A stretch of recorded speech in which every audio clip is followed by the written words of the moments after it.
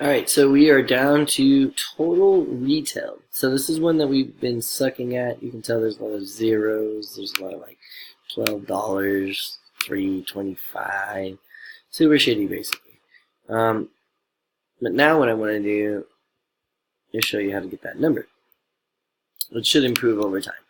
So basically I'm going to come over to this dashboard and I'm going to go down here and click retail. Once I've clicked on retail, I'm not going to click this one. I'm going to go down all the way to this one where it says retail sales this month, and then I'm going to click view report, and then the report's going to pop up. So basically we got 3 waters from Nick Jackson, and then we have the hoodies. It'll come down here, it'll tell you the total amount. Leave a note. I know that right now we only have 2 things. When you get this number, you can see it says 2 things, right? Go ahead and put that in the numbers tracker. Because I was doing that. See, hoodies, pre-orders 25 down, 25 a pickup. I put that so that I could reference that.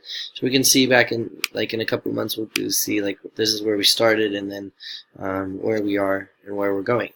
So that's basically how to get the total retail.